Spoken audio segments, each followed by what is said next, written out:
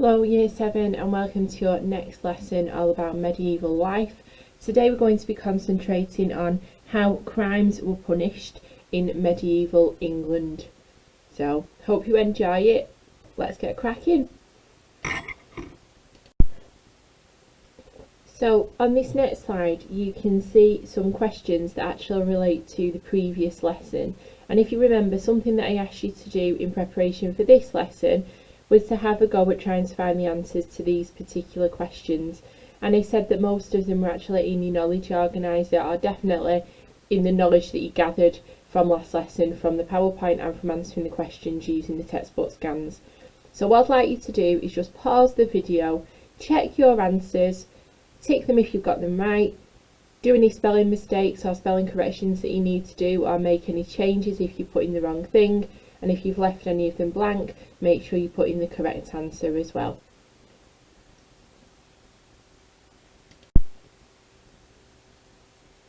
So on this slide we can see some of our keywords that we're going to be using today.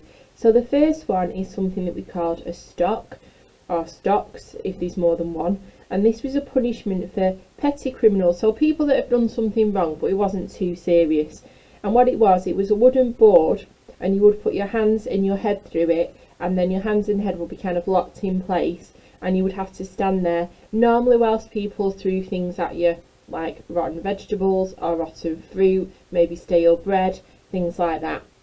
We also have something called trial by ordeal, which was a trial according to a painful test where the will of God was believed to decide the verdict. And then we have another one which is common law. So this is the expectation that penalties for crimes should be common throughout the country.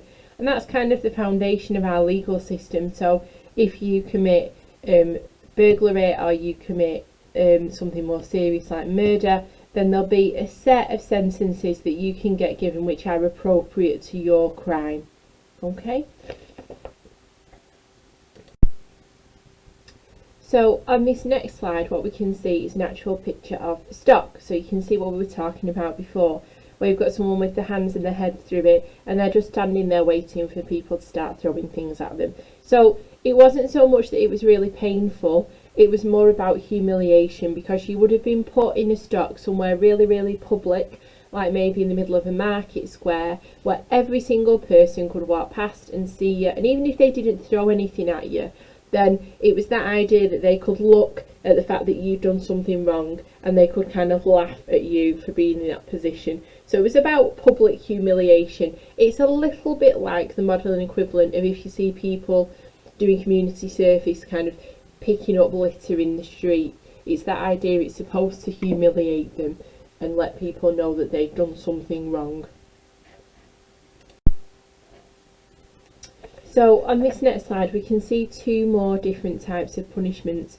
So the one with the man who looks like he's kind of in pain carrying something in his hand is what we call trial by ordeal. So that is a red hot poker or something that will basically be burning him that he's carrying in his hand. And the idea was, if he was able to do that and then it didn't leave a mark or it healed very quickly, then that would show that actually he was innocent and he hadn't done anything wrong, and that God was kind of protecting him.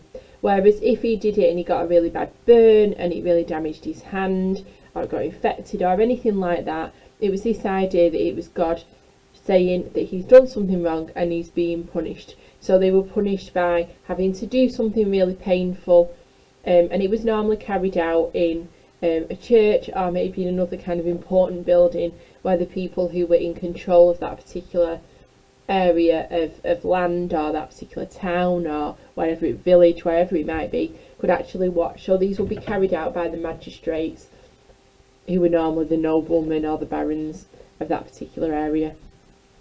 The other image that we can see on there, we can see a woman who looks like she's sat on a chair above a river, and this is what we call a ducking stool, and this was used normally for women, and it was normally used to see if they were witches.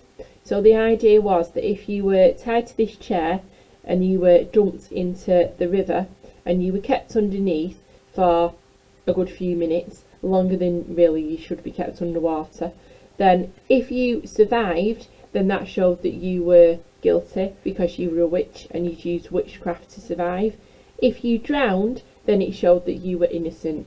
So it's not really great either way, because you're either going to pop it going in the river, or if you don't, you're probably going to get killed some other horrible, really painful way afterwards anyway. So yeah, it doesn't really matter what comes after that one, you're in trouble. So on this next slide, this is a task that we want you to do, and we want you to submit either as a electronic piece of work on, using a PowerPoint or using Word and sending it in, or if that's not possible, then you can handwrite your answers and you can take a picture and you can send in the picture either by email or upload it onto Google Classroom. These are the questions that you're going to answer. You need to use the textbook scans, pages 38 to 39, to be able to do them. And again, you need to answer in full sentences. So you need to pause the PowerPoint, pause the video, to give yourself time to be able to read that information and then use the information that you've read to actually answer the questions.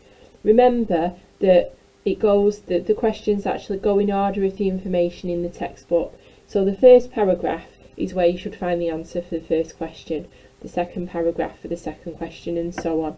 So it's pretty easy to kind of follow in the book where the answers are for each of these. So pause your video, write in full sentences, have a go at answering them, and then we'll move on to the next slide. So on this final slide, what we can see is we can actually see the answers to the questions. So what I would like you to do is, hopefully you've not cheated and looked at these first, because there's really no point in doing that. But what I would like you to do is have a look at the answers that you've put. If you need to add anything to your answers to make them a little bit more detailed and a little bit more developed, like these model answers that are on the screen in front of you, then make sure that you add that extra detail that you need. If you've left any of them out because you weren't sure, then you can simply copy down the answer for the question. Or again, if you've got it slightly wrong and it's not quite right, then you can write the correct answer underneath by just copying the one from this particular slide on the PowerPoint. Hope you've enjoyed today's lesson, and we'll see you again soon. Thanks, bye.